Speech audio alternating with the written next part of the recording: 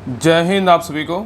तो चलिए शुरुआत करते हैं आज के इस क्लास में। एरुटेरिया बीएसएससी प्रखंड विकास पदाधिकारी का प्रैक्टिस सेट नंबर 11 कंप्लीट करेंगे और इसके पहले 10 प्रैक्टिस सेट करवा चुके हैं। तो अगर पीछे का प्रैक्टिस सेट आप लोग नहीं देखें तो पीछे का जाके जरूर देखिएगा। इसका स्पेशल प्लेलिस्ट बना हुआ है, तो प्लेलिस्ट चेक कीजिएगा, आपको सारा क्लास मिल जाएगा। ठीक है, तो ध्यानपूर्वक क्लास को देखिएगा और अंत तक क्लास को जरूर देखिएगा। और क्लास अच्छा लगे तो सभी लोग जो है ना लाइक शेयर सब्सक्राइब जरूर कीजिएगा। ठीक है, और लास्ट में आप लोग कमेंट कर दिया कि आप लोग का जो है ना टोटल में कितना आपका नंबर आया। ठीक है, तो चलिए देखिए प्रैक्टिस सेट नंबर 11 का पहला क्वेश्चन कह रहा है कि निम्नलिखित में से कौन सी शर्करा शहद में प्रमुख रूप से जो है ना पाई जाती है, बताइए क्या होगा। कह रहा है निम्नलिखित में से कौन सी शर्करा शहद में प्रमुख रूप से पाई जाती है, बताइए क्या होगा। तो एक का सही उत्तर होगा ऑप्शन नंबर डी, क्या पाया जाता है, फ्रुक्टोज पाया जाता है। ठीक है, और कितना परसेंट होता है, 38.2% होता है। ठीक है, चलिए आगे देखिए। नेक्स्ट है विद्युत चुम्बकीय तरंगों का वेग कितना होता है, बताइए। विद्युत चुम्बकीय तरंगों का वेग कितना होता है, तो 2 का सही उत्तर क्या होगा ऑप्शन नंबर 1, 3 × 10⁸ मीटर प्रति सेकेंड स्क्वायर होता है। ठीक है, चलिए आगे देखिए। कह रहा है कि जब पानी को 0 डिग्री सेल्सियस से 10 डिग्री सेल्सियस तक गर्म किया जाता है तो इसका आयतन पर क्या प्रभाव पड़ता है, बताइए। क्वेश्चन कह रहा है कि जब पानी को 0 डिग्री सेल्सियस से 10 डिग्री सेल्सियस तक गर्म किया जाता है तो इसका आयतन पर क्या प्रभाव पड़ता है, बताइए। तो 3 का सही उत्तर होगा ऑप्शन नंबर डी, पहले घटता है और फिर क्या होता है, तो बढ़ता है। ठीक है, आगे देखिए। कह रहा है इन धनुष बनने के लिए निम्नलिखित में से कौन सी भौतिक परिघटनाएं जिम्मेदार है, बताइए। इन धनुष बनने के लिए निम्नलिखित में से कौन सी भौतिक परिघटनाएं जिम्मेदार है, बताइए। तो 4 का सही उत्तर होगा ऑप्शन नंबर डी, इनमें से सभी है। क्या है, तो परावर्तन भी है, अपवर्तन भी है और क्या है, पूर्ण आंतरिक परावर्तन भी है। ठीक है, याद रखिएगा। चलिए आगे देखिए। कह रहा है कि मायोपिया निकट दृष्टि दोष को ठीक किया जाता है किसके द्वारा, बताइए। मायोपिया निकट दृष्टि दोष को ठीक किया जाता है किसके द्वारा, बताइए। तो 5 का सही उत्तर होगा ऑप्शन नंबर 1, अवतल लेंस के द्वारा जो है ना ठीक करते हैं। ठीक है, नेक्स्ट है। कह रहा है कि नाभिकीय संयंत्रों में ग्रेफाइट का उपयोग किया जाता है, बताइए किस तरह। नाभिकीय संयंत्रों में ग्रेफाइट का उपयोग किया जाता है किस तरह, बताइए। तो 6 का सही उत्तर होगा ऑप्शन नंबर सी, विमंदक की तरह जो है ना प्रयोग करते हैं। ठीक है, नेक्स्ट है। निम्नलिखित में से कौन सा तत्व सबसे पहले कृत्रिम रूप से उत्पादित किया गया था, बताइए। क्वेश्चन कर रहा है कि निम्नलिखित में से कौन सा तत्व सबसे पहले कृत्रिम रूप से उत्पादित किया गया था, बताइए कौन सा तत्व था। तो 7 का सही उत्तर होगा ऑप्शन नंबर डी, टेक्नीशियम था। क्या था, टेक्नीशियम था। ठीक है, तो टेक्नीशियम क्या है, तो जो है ना एक रासायनिक तत्व है जिसका परमाणु क्रमांक कितना हो, 43 होता है। ठीक है, और टेक्नीशियम कृत्रिम रूप से उत्पादित प्रथम तत्व है जो वर्ष 1937 में इसका तत्व का सर्वप्रथम जो है निर्माण किया गया था। ठीक है, और इसका रासायनिक प्रतीक बोलेगा तो क्या होता है, तो टीसी होता है। क्या होता है, टीसी होता है। आगे देखिए। कह रहा है कि पदार्थ के संवेग मोमेंटम और वेग के अनुपात में कौन सी भौतिक राशि प्राप्त की जाती है, बताइए। बहुत ही अच्छा क्वेश्चन है। कह रहा है पदार्थ के संवेग और वेग के अनुपात में कौन सी भौतिक राशि जो है ना प्राप्त की जाती है, बताइए क्या होगा। तो 8 का सही उत्तर क्या होगा, तो ऑप्शन नंबर सी, द्रव्यमान होगा। क्या होगा, तो द्रव्यमान होगा। ठीक है, तो याद रखें कि पदार्थ के संवेग और वेग के अनुपात में कौन सी भौतिक राशि प्राप्त की जाती है, तो द्रव्यमान जो है ना प्राप्त की जाती है। ठीक है, और याद रखें कि किसी वस्तु के द्रव्यमान तथा वेग के गुणनफल को वस्तु का जो है ना संवेग कहते हैं। और संवेग बराबर क्या होता है, द्रव्यमान गुना वेग होता है, और द्रव्यमान बराबर क्या होता है, संवेग बटा वेग होता है। ठीक है, अतः संवेग और वेग के अनुपात से द्रव्यमान प्राप्त की जाती है। चलिए आगे देखिए। कह रहा है कि थायराइड ग्रंथि की खराबी किसकी कमी के कारण होती है, बताइए। थायराइड ग्रंथि की खराबी किसकी कमी के कारण होती है, बताइए। तो 9 का सही उत्तर होगा ऑप्शन नंबर बी, क्या होता है, आयोडीन। क्या है, तो आयोडीन। ठीक है, याद रखिएगा। तो थायराइड ग्रंथि की खराबी जो है ना आयोडीन कमी के कारण क्या होती है। ठीक है, और थायराइड ग्रंथि श्वास नली के दोनों ओर स्थित होती है और यह शरीर की सबसे बड़ी क्या है, अंतःस्रावी ग्रंथि होता है। ठीक है, और थायराइड ग्रंथि से थायरोक्सिन हार्मोन क्या होता है, स्रावित होता है। चलिए आगे देखिए। कह रहा है क्वेश्चन नंबर 10 कह रहा है निम्नलिखित में से किसमें विखंडन द्वारा जनन होता है, बताइए। कह रहा है निम्नलिखित में से किसमें विखंडन द्वारा जनन होता है, बताइए किसमें होता है। तो 10 का सही उत्तर होगा ऑप्शन नंबर क्या होगा, डी, शैवाल। किसमें होगा, तो शैवाल। ठीक है, तो क्वेश्चन कर रहा है किसमें विखंडन द्वारा जनन होता है, तो शैवाल में होता है। किसमें होता है, शैवाल में होता है। ठीक है, तो शैवाल में विखंडन द्वारा जनन होता है और शैवाल 2 या अधिक खंडों में क्या होता है, विभाजित हो जाते हैं तथा एक खंड नए जीवों के रूप में वृद्धि करते हैं। और अधिकांश शैवाल पौधे के समान सूर्य के प्रकाश की उपस्थिति में प्रकाश संश्लेषण क्रिया जो है ना द्वारा भोजन स्वयं बनाते हैं। ठीक है, अर्थात क्या है, स्वपोषी होते हैं। ठीक है, चलिए आगे देखिए। नेक्स्ट है। करा उत्परिवर्तन सिद्धांत का प्रतिपादन किसने किया था, बताइए। उत्परिवर्तन सिद्धांत का प्रतिपादन किसने किया था, बताइए। तो 11 का सही उत्तर होगा ऑप्शन नंबर 1, ह्यूगो ड्यूब्रिज ने किया था। कौन किया था? ह्यूगो ड्यूब्रिज ने किया था। ठीक है, नेक्स्ट देखिए करा सुमेलित करना। यहाँ पे देखिए पादप हार्मोन है और उसका कार्य है, कौन सा हार्मोन का कार्य क्या है इसके बारे में बताना है। बताइए ऑक्सिन हार्मोन का जो कार्य है ना क्या है, बताइए ऑक्सिन हार्मोन का कार्य क्या है? तो शिखर क्या है? प्रधानता है। क्या है? शिखर प्रधानता है। ठीक है, और साइटोकाइनिन हार्मोन का कार्य क्या है? तो साइटोकाइनिन हार्मोन का कार्य क्या है? कोशिका विभाजन है। क्या है? कोशिका विभाजन है। और जिब्रेलिन हार्मोन का कार्य क्या है? तो जिब्रेलिन हार्मोन का कार्य क्या है? कोशिका वृद्धि है। क्या है? कोशिका वृद्धि है। और एथिलीन हार्मोन का कार्य क्या है? तो फलों को पकाना है। क्या है? फलों को पकाना है। ठीक है, तो इसका सही उत्तर क्या होगा? ऑप्शन नंबर बी हो जाएगा। क्या होगा? तो बी होगा। ठीक है, चलिए आगे देखिए। नेक्स्ट कह रहा है किस बीमारी का कारण वायरस नहीं है? बताइए, कह रहा है किस बीमारी का कारण वायरस नहीं है? बताइए कौन नहीं है?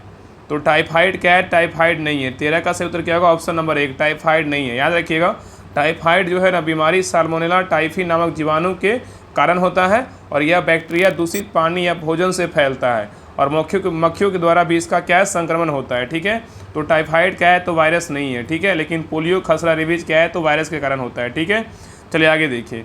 नेक्स्ट है निम्न कूट में गलत को चुने। इसमें गलत कौन है? इसके बारे में जो है ना बताना है। बताइए इसमें गलत कौन सा? बताइए। तो देखिए पहला कह रहा है कि विटामिन B9 का रासायनिक नाम क्या है? विटामिन बी का जो है ना इसको क्या बोलते हैं? तो विटामिन B9 को फॉलिक एसिड कहते हैं। ये बिल्कुल क्या है? तो सही है। ठीक है, और विटामिन B7 को क्या बोलते हैं? विटामिन B7 को जो है ना पायरोडॉक्सी नहीं बायोटीन बोलते हैं। क्या बोलते हैं?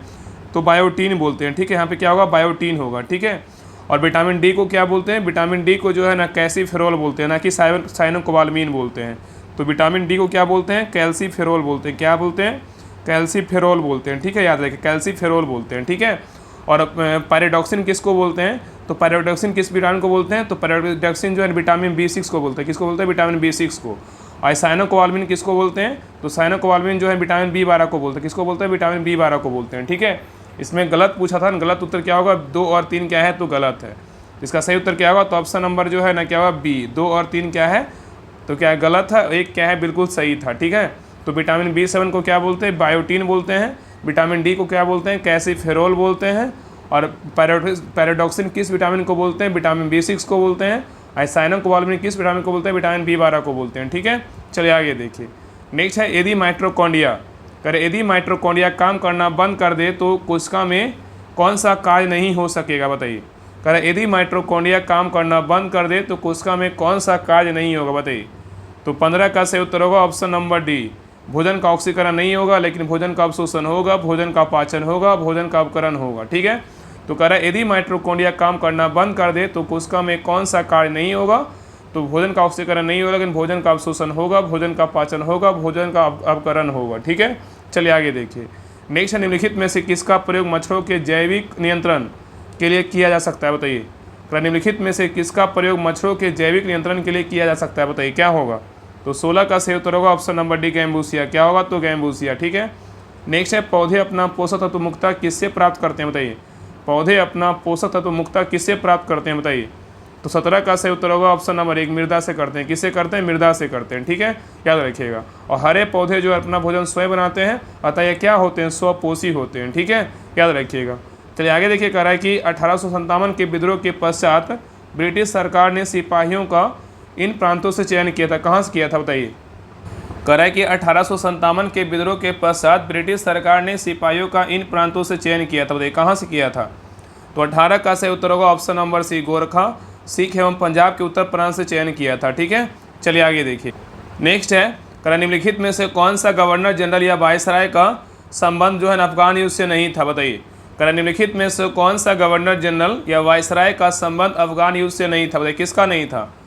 तो 19 का सही उत्तर होगा option number C, Lord Canning का नहीं था, लेकिन लॉर्ड एलनब्रो का था, लॉर्ड लिटन का था, लॉर्ड चेम्सफोर्ड का था। ठीक है, तो याद रखिएगा कि प्रथम आंग्ल अफगान युद्ध जो है ना 1839 से 42 के बीच हुआ था और इस समय भारत के गवर्नर जनरल लॉर्ड ऑकलैंड थे तथा इसकी समाप्ति पर जो है लॉर्ड एलनब्रो के कार्यकाल में हुई थी। ठीक है, याद रखिएगा। और दूसरा आंग्ल अफगान युद्ध कब हुआ था? 1878 से 1880 के बीच हुआ था और इस समय वायसराय कौन थे? लॉर्ड लिटन थे। ठीक है, चलिए आगे देखिए। नेक्स्ट तरह कि नालंदा विश्वविद्यालय की स्थापना किस शासक द्वारा करवाया गया था? बताइए, नालंदा विश्वविद्यालय की स्थापना किस शासक के द्वारा करवाया गया था? बताइए क्या होगा? तो कह रहा है कि नालंदा विश्वविद्यालय की स्थापना किस शासक के द्वारा करवाया गया था? तो क्या होगा? तो 20 का सही उत्तर होगा ऑप्शन नंबर सी, कुमारगुप्त के द्वारा करवाया गया था। ठीक है, और याद रखिए कि नालंदा विश्वविद्यालय की स्थापना गुप्त शासक कुमारगुप्त द्वारा 5वीं सदी में किया गया था और 12वीं शताब्दी के अंत में जो है ना बख्तियार खिलजी के द्वारा आक्रमण के कारण इस विश्वविद्यालय को जो है नष्ट कर दिया गया था। ठीक है, चलिए आगे देखिए। नेक्स्ट, निम्नलिखित में से किस मौर्य राजा ने दक्कन की विजय प्राप्त की थी, बताइए। निम्नलिखित में से किस मौर्य राजा ने दक्कन की विजय प्राप्त की थी, बताइए। तो 21 का सही उत्तर क्या होगा, ऑप्शन नंबर बी। क्या तो कौन था, चंद्रगुप्त था। कौन था, चंद्रगुप्त। ठीक है, तो याद रखिए कि मौर्य साम्राज्य के संस्थापक चंद्रगुप्त मौर्य ने दक्षिण भारत की जो है ना विजय प्राप्त की थी। ठीक है, चलिए आगे देखिए। नेक्स्ट कह रहा है किस शासक के दरबार में यूरोपीय चित्रकारियों का आगमन हुआ था, बताइए। कह रहा है किस शासक के दरबार में यूरोपीय चित्रकारियों का आगमन हुआ था, बताइए। किसके समय हुआ था, बताइए। कह रहा है किस शासक के दरबार में यूरोपीय चित्रकारी का आगमन हुआ था, बताइए। किस शासक के दरबार में हुआ था। तो 22 का सही उत्तर होगा ऑप्शन नंबर बी। कौन, तो किसके शासक में, तो अकबर। क्या कौन था, अकबर था। ठीक है, तो अकबर के कार्यकाल में जो है अकबर के दरबार में यूरोपीय चित्रकला का प्रवेश पुर्तगालियों के माध्यम से हुआ था और मुगल चित्रकारों ने इनसे 2 विशेषताएं ग्रहण की थी। एक था व्यक्ति विशेष का चित्रण और दूसरा था दृष्टि से आगे दिखने वाले वस्तुओं के छोटे आकार में बनाना। ठीक है, और याद रखिए चित्रकला का विकास जो है ना हुमायूं के दरबार में प्रारंभ हुआ था। ठीक है, और याद रखिए कि अकबर के शासनकाल में यूरोपीय चित्रकला का प्रभाव मुगल चित्रकला पर पड़ा तथा इस समय मिस्कन एक यूरोपीय शैली का चित्रकार था एवं दसवंत और बसावन भारतीय चित्रकार थे। ठीक है, चलिए आगे देखिए। नेक्स्ट कह रहा है कि नील कृषकों की दुर्दशा पर लिखी गई पुस्तक नील दर्पण के लेखक कौन है, बताइए। कल नील कृषकों की दुर्दशा पर लिखी गई पुस्तक नील दर्पण के लेखक कौन है, बताइए। तो 23 का सही उत्तर होगा ऑप्शन नंबर बी। कौन थे, दीनबंधु मित्र थे। कौन थे, दीनबंधु मित्र। ठीक है, आगे देखिए कह रहा है भारत में ईसाई मिशनरी को धर्म प्रचार प्रसार करने की अनुमति किस वर्ष दी गई थी, बताइए। कह रहा है कि भारत में ईसाई मिशनरी को धर्म का प्रचार प्रसार करने की अनुमति किस वर्ष दी गई थी, बताइए। तो 24 का सही उत्तर क्या होगा, ऑप्शन नंबर 1, 1813 ईस्वी में दिया गया था। ठीक है, चलिए आगे देखिए। नेक्स्ट है निम्नलिखित में से कौन सा गवर्नर जनरल आंग्ल मैसूर युद्ध से संबंधित नहीं है, बताइए। कह रहा है निम्नलिखित में से कौन सा गवर्नर जनरल आंग्ल मैसूर युद्ध से संबंधित नहीं है, बताइए। कौन नहीं है।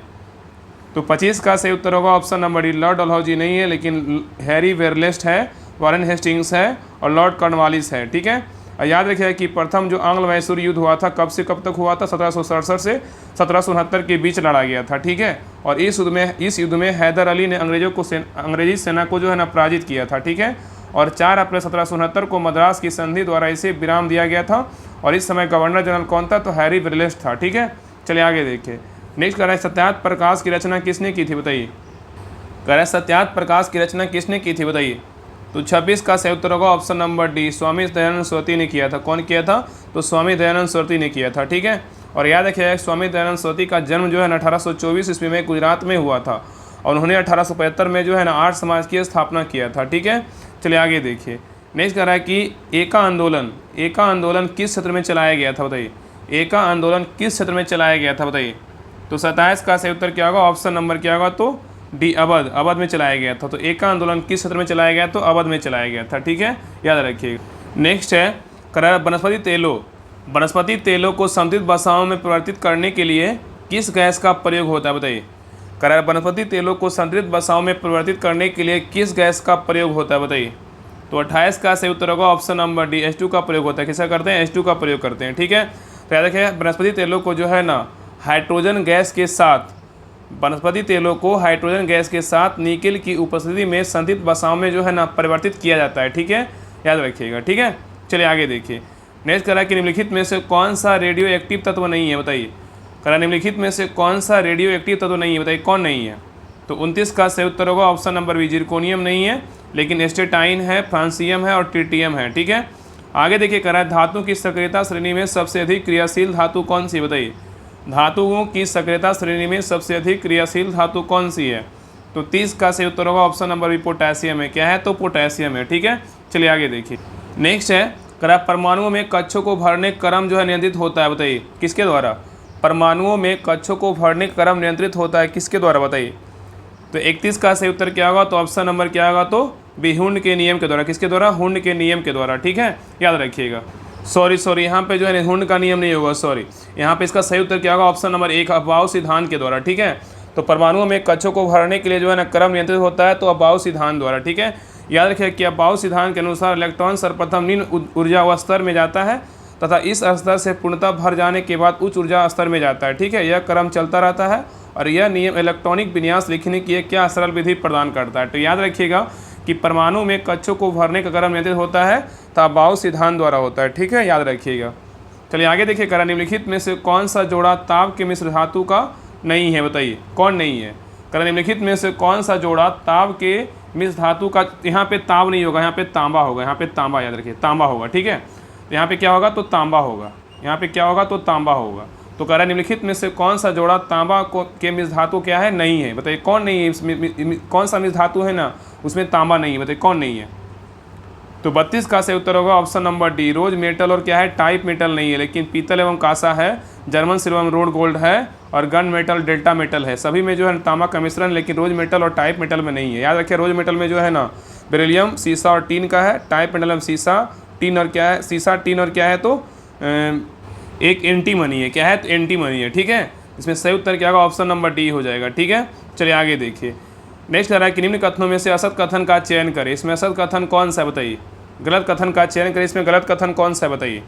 तो देखिए, पहला कह रहा है जंग लगने हेतु ऑक्सीजन एवं जलवाष्प दोनों अनिवार्य है, बिल्कुल क्या है, तो सही है।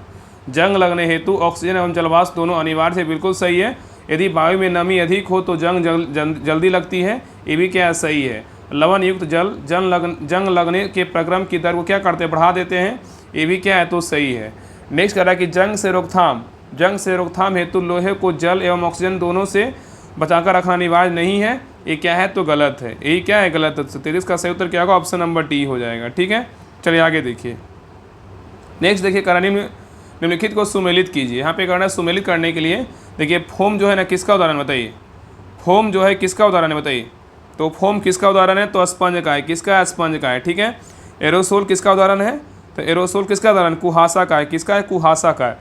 और जेल किसका है, जेल किसका है, तो जेल किसका है, पनीर का है। ठीक है, और इमल्सन किसका है, तो इमल्सन किसका है, तो दूध का है। किसका है, दूध का है। ठीक है, याद रखिएगा। तो फोम बोला किसका है, तो स्पंज का है। एरोसोल किसका है, तो कुहासा का है। जेल बोलेगा तो किसका है, तो पनीर का। इमल्सन बोलेगा किसका है, तो दूध का। इमल्सन किसका है, तो दूध का है। ठीक है, याद रखिएगा। इसका सही उत्तर क्या होगा, तो ऑप्शन नंबर बी हो जाएगा। आगे देखिए, नेक्स्ट करा है किसी परमाणु का के और एल कोष भरा है, उसमें कुल इलेक्ट्रॉनों की संख्या क्या होगी, बताइए। करा किसी परमाणु का के और एल कोष भरा है तो उसमें कुल इलेक्ट्रॉनों की संख्या होगी, क्या होगी, बताइए। तो 35 का सही उत्तर होगा ऑप्शन नंबर डी, कितना होगा, तो 10 होगा। ठीक है, नेक्स्ट कह रहा है किसे फॉरेस्ट मैन ऑफ इंडिया के नाम से जाना जाता है, बताइए। किसे फॉरेस्ट मैन ऑफ इंडिया के नाम से जाना जाता है, बताइए। तो 36 का सही उत्तर होगा ऑप्शन नंबर 1, जायंत पायेंग को जानते हैं। किसको जानते हैं, जायंत पायेंग को जानते हैं। ठीक है, तो कह रहा है किसे फॉरेस्ट मैन ऑफ इंडिया के नाम से जाना जाता है, तो जायद पायेंग के नाम से जाना जाता है। ठीक है, तो जायद जो है ना, जायद मोलाई पायेंग को भारत का वन पुरुष मतलब फॉरेस्ट मैन ऑफ इंडिया कहा जाता है। और जायद पायेंग असम के जो है ना माजुली के रहने वाले पर्यावरणविद और वानिकी कार्यकर्ता हैं। ठीक है, चलिए आगे देखिए। नेक्स्ट है न्यूनतम समर्थन मूल्य के संबंध में कौन सा कथन सही नहीं है, बताइए। न्यूनतम समर्थन मूल्य के संबंध में कौन सा कथन सही नहीं है, बताइए, क्या होगा। तो देखिए, पहला कह रहा है कि निर्णायक प्राधिकार द्वारा कुछ वर्षों के लिए न्यूनतम समर्थन मूल्य को स्थिर किया जा सकता है, ये बिल्कुल क्या है, तो सही है। ठीक है, और नेक्स्ट कह रहा है कि इसका निर्धारण भारतीय खाद्य निगम द्वारा किया जाता है, ये क्या है, तो गलत है। ठीक है, और नेक्स्ट कह रहा है कि न्यूनतम समर्थन मूल्य के बढ़ने से अनाज के अधिग्रहण मूल्य में क्या होती है, वृद्धि होती है, ये क्या है, तो सही है। और इसका निर्धारण कृषि लागत एवं मूल्य आयोग करता है, ये भी क्या है, तो सही है। इसमें गलत पूछा था, तो गलत उत्तर क्या होगा, ऑप्शन नंबर बी हो जाएगा। ठीक है, चलिए आगे देखिए। नेक्स्ट है वस्तुओं व सेवाओं के उत्पादन के लिए आवश्यक है, क्या है, बताइए। वस्तुओं और सेवाओं के उत्पादन के लिए आवश्यक क्या है, बताइए। इसके लिए आवश्यक क्या है, तो भूमि भी आवश्यक है और क्या है, श्रम एवं पूंजी क्या है, आवश्यक है। तो सही उत्तर क्या होगा, ऑप्शन नंबर डी, ए और बी क्या है, दोनों होगा। ठीक है, चलिए आगे देखिए। नेक्स्ट है निम्न में से एमनेस्टी इंटरनेशनल का संबंध किससे, बताइए। निम्न में से एमनेस्टी इंटरनेशनल का संबंध किससे, बताइए। तो 39 का सही उत्तर होगा ऑप्शन नंबर सी, मानवाधिकार संगठन से। ठीक है, नेक्स्ट है हिमालय पर्वत की उत्तरी पर्वतमाला का नाम क्या है, बताइए। हिमालय पर्वत की उत्तरी पर्वतमाला का नाम क्या है। तो 40 का सही उत्तर होगा ऑप्शन नंबर 1, क्या है, हिमाद्री है। क्या है, हिमाद्री है। नेक्स्ट है आपातकाल के दौरान किन मूल अधिकारों को निलंबित नहीं किया जा सकता है, बताइए। आपातकाल के दौरान किन मूल अधिकारों को निलंबित नहीं किया जा सकता, बताइए। किसको नहीं कर सकते हैं। तो 41 का सही उत्तर होगा ऑप्शन नंबर सी, अनुच्छेद 20 और 21 जो है नहीं होता है। ठीक है, तो आपातकाल के दौरान किन मूल अधिकारों को निलंबित नहीं किया सकता है, तो 20 और 21 नहीं होता है। ठीक है, चलिए आगे देखिए। नेक्स्ट है उत्तर पश्चिम भारत में शीतकालीन वर्षा उन चक्रवातों के परिणाम स्वरूप होती है जो उत्पन्न होते हैं, किस में बताइए। उत्तर पश्चिम भारत में शीतकालीन वर्षा उन चक्रवातों के परिणाम स्वरूप होती है जो उत्पन्न होती है, किस में बताइए। तो 42 का सही उत्तर होगा ऑप्शन नंबर डी भूमध्य सागर में होता है। कहाँ होता है, भूमध्य सागर में होता है, ठीक है। नेक्स्ट देखिए यहाँ पे सूची 1 सूची को क्या करना है, मिलाना है। सूची 1 में क्या है, ज्वालामुखी है, और सूची 2 में क्या है, तो देश है। कौन सा ज्वालामुखी किस देश का है, इसके बारे में बताना है, बताइए। माउंट रेनियर ज्वालामुखी किस देश का, बताइए। तो माउंट रेनियर ज्वालामुखी किस देश का, यूएसए का है। कहाँ का है, यूएसए का है। और माउंट एटना ज्वालामुखी किस देश का है, माउंट एटना बोलेगा तो इटली का है। पैराक्यूटिन ज्वालामुखी किस देश का है, पैराक्यूटिन ज्वालामुखी किस देश का है, तो मैक्सिको का है। और ताल ज्वालामुखी किस देश का है, ताल बोलेगा तो फिलीपींस का है, ठीक है। तो इसका सही उत्तर क्या होगा, तो ऑप्शन नंबर बी हो जाएगा, 4 1 2 3, ठीक है, याद रखिएगा। चलिए आगे देखिएगा, रनिन में से किस क्षेत्र में मौसमी बेरोजगारी की समस्या होती है, बताइए। रनिन में से किस क्षेत्र में मौसमी बेरोजगारी की समस्या होती है, बताइए। तो 44 का सही उत्तर होगा ऑप्शन नंबर 1, कृषि में होता है। किस में होता है, कृषि में होता है, ठीक है। आगे देखिएगा, कह रहा है कि राज्यसभा का सभापति अपना त्याग पद किसे संबोधित कर देता है, बताइए। राज्यसभा का सभापति अपना त्याग पद किसे संबोधित करता है, बताइए, क्या होगा। तो 45 का सही उत्तर होगा ऑप्शन नंबर 1, राष्ट्रपति को करता है। किसको करता है, राष्ट्रपति को करता है, ठीक है।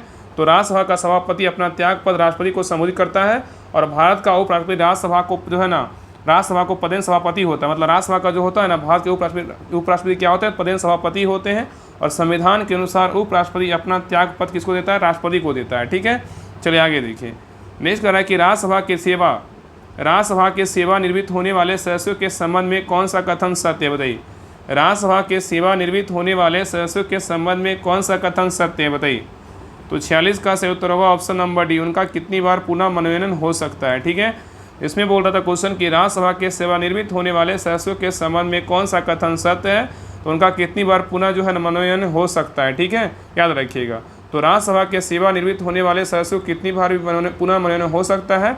और राज्यसभा संसद का क्या होता है, उस सदन होता है, इसे अस्थायी सदन भी कहा जाता है। और इसके सदस्यों का कार्यकाल जो है ना 6 वर्ष का होता है, ठीक है। और इसके 1/3 सदस्य प्रत्येक दूसरे वर्ष क्या सेवानिवृत्त हो जाते हैं, ठीक है।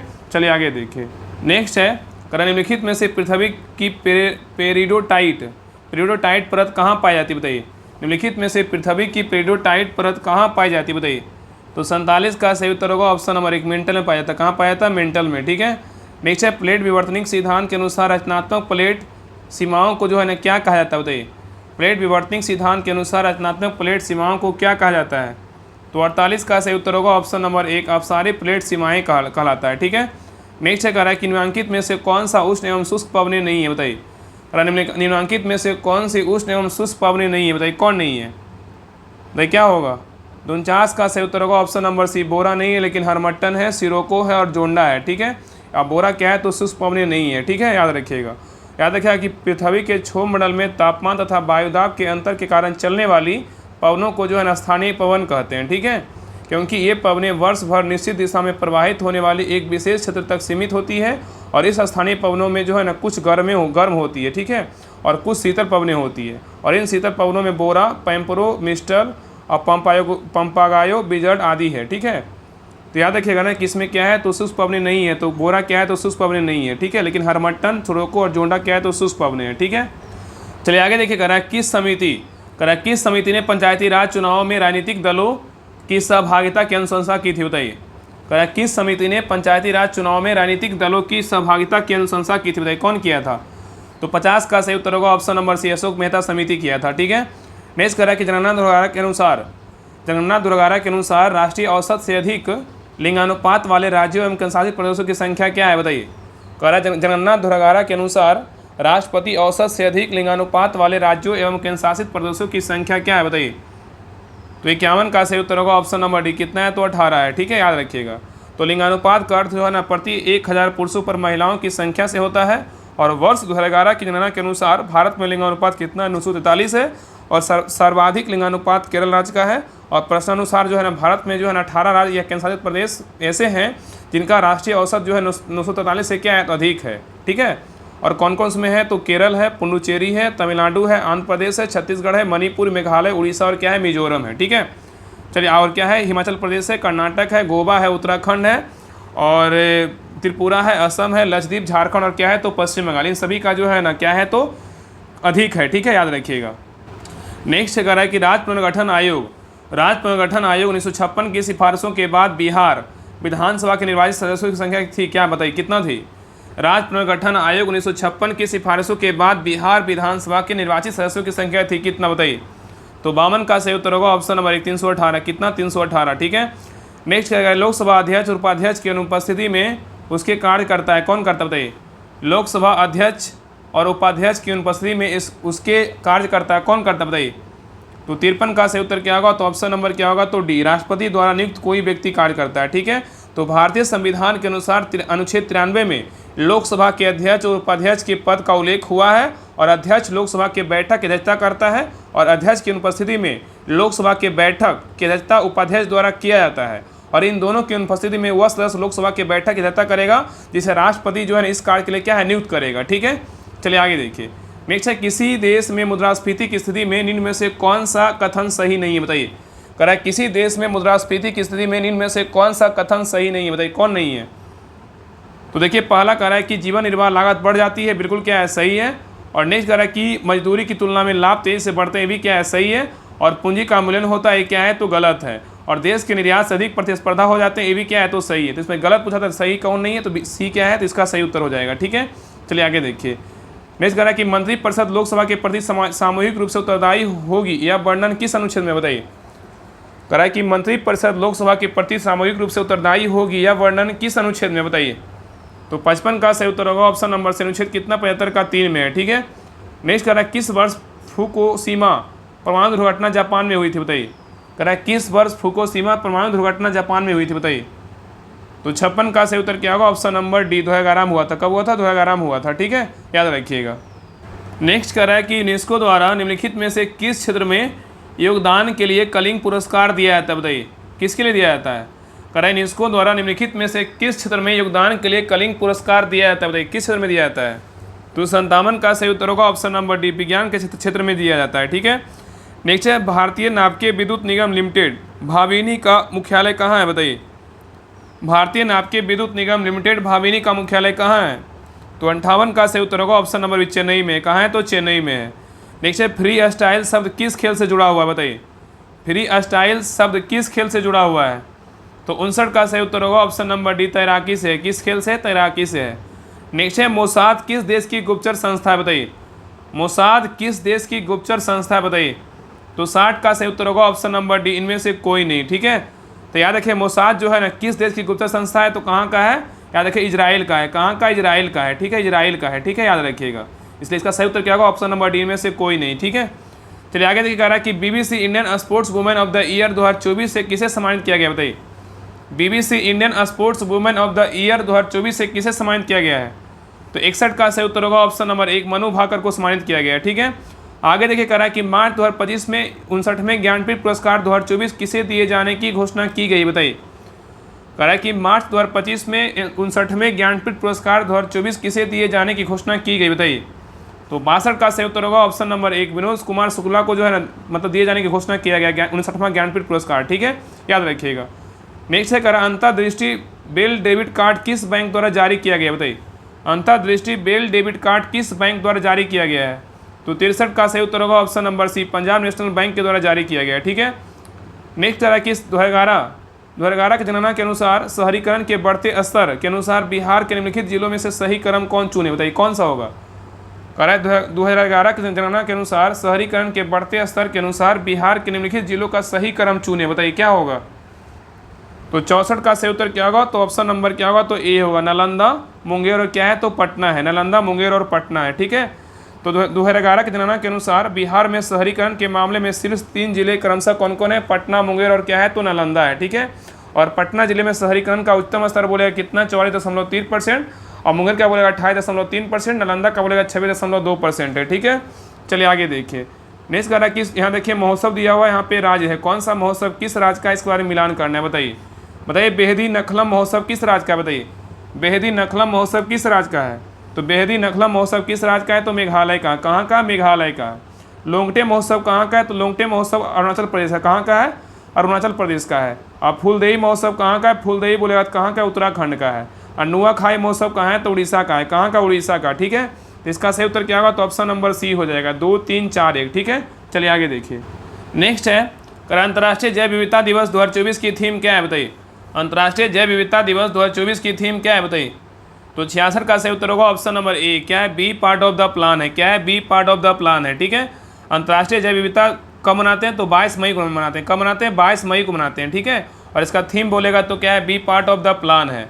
और विश्व मौसम विज्ञान दिवस कब मनाते हैं, तो 23 मार्च को मनाते हैं। कब मनाते हैं, 23 मार्च को मनाते हैं। ठीक है, और इसका थीम क्या है, विश्व मौसम विज्ञान दिवस का थीम क्या है, इसका थीम है at the front line of climate action. क्या है, तो at the front line of the climate action. ठीक है, और विश्व पर्यावरण दिवस कब मनाते हैं, तो 5 जून को मनाते हैं। कब मनाते हैं, 5 जून को मनाते हैं। ठीक है, और इसका थीम बोलेगा तो क्या है, लैंड रिस्टोरेशन, डेस्टरीफिकेशन एंड क्या है, ड्रॉट क्या रेसिलेंस है। क्या रेसिलेंस है। ठीक है, ये किसका थीम है, तो विश्व पर्यावरण दिवस का थीम है। ठीक है, याद रखिएगा। चलिए आगे देखिए। नेक्स्ट कह रहा है कि 16वें वित्त आयोग के अध्यक्ष कौन है बताइए। 16वें वित्त आयोग के अध्यक्ष कौन है बताइए। तो 67 का सही उत्तर होगा ऑप्शन नंबर 1, अरविंद पनगड़िया है। कौन है, अरविंद पनगड़िया है। नेक्स्ट है, किस देश ने अंतरिक्ष मैत्री मिशन के अंतर्गत इसरो की वाणिज्यिक शाखा new space India limited NSIL के साथ 18 मिलियन डॉलर के साथ समझौता पर हस्ताक्षर किया है बताइए, कौन किया है। कह किस देश ने अंतरिक्ष मैत्री मिशन के अंतर्गत इसरो की वाणिज्यिक शाखा न्यू स्पेस इंडिया लिमिटेड के साथ 18 मिलियन डॉलर के समझौता का जो है ना साइन किया, मतलब हस्ताक्षर किया, बताइए कौन सा देश है। तो 68 का सही उत्तर होगा ऑप्शन नंबर बी, ऑस्ट्रेलिया है। कौन सा देश है, ऑस्ट्रेलिया है। नेक्स्ट है, निम्न कथनों विचार कीजिए। इसमें कर असत कथन का चयन की, इसमें असत कथन कौन सा है बताइए। कर इनमें से असत कथन का कौन सा है बताइए। तो देखिए, पहला कह रहा है कि स्पेस अंतर्राष्ट्रीय सौर गठबंधन के पूर्ण सदस्य के रूप में शामिल होने वाला 100वां देश बन गया है। ये भी क्या है, तो गलत है। ये भी क्या है, तो गलत है। ठीक है, याद रखिएगा। तो कह रहा है कि स्पेन अंतर्राष्ट्रीय सौर गठबंधन के पूर्ण सदस्य के रूप में शामिल होने वाला 100वां देश बन गया। ये क्या है, तो गलत है। याद रखिएगा कि जून 2024 में दक्षिण अमेरिकी देश क्या है, तो पराग्वे है। पराग्वे जो है ना अंतर्राष्ट्रीय सौर गठबंधन में पूर्ण सदस्य के रूप में शामिल होने वाला जो है ना 100वां देश है। कौन सा देश है, तो पराग्वे है। ठीक है, और 100वां देश बोलेगा तो बन गया है 99वां देश बोलेगा तो कौन सा, स्पेन है। और 104वां देश बोलेगा तो कौन सा, आर्मेनिया है। ठीक है, और याद है कि नेक्स्ट कह रहा है कि अंतर्राष्ट्रीय सौर गठबंधन की स्थापना COP15 के दौरान किया गया था। ये भी क्या है, तो गलत है। याद रखिए कि पेरिस में 2015 में COP21 क्या होगा, तो COP21 के दौरान सौर ऊर्जा को बढ़ावा देने के लिए भारत तथा फ्रांस द्वारा संयुक्त रूप से जो है ना गठन किया गया था। ठीक है, और इसका स्थापना हुआ था 2015 में, और इसका मुख्यालय बोलेगा तो कहाँ है, गुरुग्राम में है। ठीक है, ये भी क्या है, तो गलत है। इसका सही उत्तर क्या होगा, ऑप्शन नंबर सी होगा। 1 और 2 दोनों क्या है, गलत है। चलिए आगे देखिए। नेक्स्ट है, विदेश मंत्री एस जयशंकर द्वारा किस देश में भारत के पहले विदेशी जन औषधि केंद्र का उद्घाटन किया गया, बताइए कहाँ किया गया है।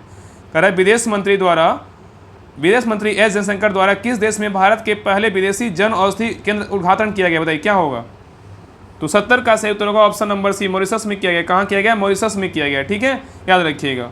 नेक्स्ट है, अगस्त 2024 में गृह मंत्रालय ने बिहार के किन 2 जिलों को नक्सल मुक्त घोषित किया है, बताइए। कर अगस्त 2024 में गृह मंत्रालय ने बिहार के किन 2 जिलों को नक्सल मुक्त घोषित किया, बताइए कौन सा 2 जिला है। तो 71 का सही उत्तर क्या होगा, ऑप्शन नंबर बी, बांका और क्या है, पश्चिमी चंपारण है। नेक्स्ट है, कर अक्टूबर 2024 में केंद्र सरकार किस सोशल मीडिया प्लेटफॉर्म के सहयोग से ऑनलाइन फ्रॉड को रोकने के लिए घोटाले से बचाओ अभियान को प्रारंभ किया, बताइए। कर अक्टूबर 2024 में केंद्र सरकार किस सोशल मीडिया प्लेटफॉर्म के सहयोग से ऑनलाइन फ्रॉड को रोकने के लिए घोटाले से बचाओ अभियान को प्रारंभ किया, बताइए कौन सा सोशल मीडिया, बताइए। तो 72 का सही उत्तर क्या होगा, ऑप्शन नंबर 1, मेटा है। क्या है, तो मेटा है। ठीक है, चलिए आगे देखिए। नेक्स्ट है, केंद्र सरकार की report population state of river dolphins in India 2024 के अनुसार भारतीय नदियों में कितनी डॉल्फिन है, बताइए। कह रहा है केंद्र सरकार की report population status of river dolphins in India 2024 के अनुसार भारतीय नदियों में कितनी डॉल्फिन है, बताइए। तो 73 का सही उत्तर होगा ऑप्शन नंबर बी, 6327 है। कितने, 6327 है। ठीक है, नेक्स्ट है, गणतंत्र दिवस 2025 की परेड में शामिल किस राज्य की झांकी को जो है ना प्रथम पुरस्कार दिया गया। बहुत इंपॉर्टेंट क्वेश्चन है, बताइए। कह रहा है गणतंत्र दिवस 2025 की परेड में शामिल किस राज्य की झांकी को प्रथम पुरस्कार दिया गया, बताइए। तो 74 का सही उत्तर क्या होगा, option number B, Uttar Pradesh की झांकी को जो है ना प्रथम स्थान पर जो है ना पुरस्कार दिया गया। ठीक है, याद रखिएगा। चलिए आगे देखिए। नेक्स्ट है, कह रहा है कि हाल ही में किस संगठन ने गीत गणना 2024 पहल शुरू की है, बताइए। कह रहा है कि हाल ही में किस संगठन ने गीत गणना 2024 पहल शुरू की है, बताइए कौन किया है। तो 75 का सही उत्तर होगा option number C, world wide fund for nature India किया है। ठीक है, तो याद रखिए कि WW इंडिया ने 7 सितंबर से 6 अक्टूबर 2024 तक वर्ल्ड कल्चर काउंट 2024 परियोजना शुरू की है और यह पहल अंतर्राष्ट्रीय गिद्ध जागरूकता दिवस के साथ संरेखित है और इस परियोजना का उद्देश्य भारत में गिद्धों की आबादी का गणना और आकलन करना है और यह विशेष रूप से गंभीर से लुप्तप्राय गिद्धों प्रजातियों पर ध्यान केंद्रित करता है। और परियोजना का उद्देश्य पारिस्थितिकी तंत्र में गिद्धों का जो है ना के महत्व के बारे में लोगों को जागरूक बढ़ाना है। ठीक है, याद रखिएगा। तो किस संगठन ने गिद्ध गणना 2024 पहल शुरू किया है? तो world wide fund for nature India किया है। ठीक है, तो ये रहा प्रैक्टिस सेट नंबर 11 रहा। आप लोग क्लास कैसा लगा आप लोग कमेंट सेक्शन में जरूर बताइएगा और आप लोग का कितना नंबर आया आप लोग कमेंट कर दिएगा। और सभी लोग जो है ना क्लास को शेयर और लाइक सब्सक्राइब जरूर कर लिए। जितने भी लोग नए चैनल पर क्लास को देख रहे हैं सभी लोग जो है ना क्लास को जो है ना सब्सक्राइब लाइक कर दीजिएगा, सब्सक्राइब सभी लोग जरूर कर लीजिएगा। ठीक है, बाकी देखिए मैथ और रीजनिंग के लिए जो क्वेश्चन दिया रहता है 50 को रीजनिंग रहेगा और 25 मैथ रहेगा। तो सारा जो है ना इसका पीडीएफ टेलीग्राम चैनल पे आपको मिल जाएगा, जिसका लिंक जो है टेलीग्राम चैनल का डिस्क्रिप्शन में दिया हुआ है। तो लिंक पर क्लिक करके ज्वाइन कर लीजिएगा। वहाँ पे जो है 150 क्वेश्चन का पीडीएफ और प्लस सॉल्यूशन के साथ आपको वहाँ पर जो है ना मिल जाएगा। राहुल स्टडी ग्रुप जो टेलीग्राम चैनल है, ठीक है, उसमें 19,000 प्लस मेंबर उसको ज्वाइन कर लीजिएगा। आपको सारा जो है ना देखिए मैथ रीजनिंग का सारा जो डिटेल के साथ आपको पीडीएफ वहाँ पर प्रोवाइड करवा दिया जाएगा। ठीक है, तो सभी लोग से रिक्वेस्ट है क्लास को लाइक कीजिएगा और जितने लोग क्लास को नए लोग देख रहे हैं सभी लोग सब्सक्राइब जरूर कर लीजिएगा और दोस्तों में जो है ना शेयर जरूर कीजिएगा। ठीक है, और सभी लोग टेलीग्राम चैनल ज्वाइन कर लीजिएगा। ठीक है, तो मिलते हैं नेक्स्ट क्लास में, तब तक के लिए जय हिंद जय भारत।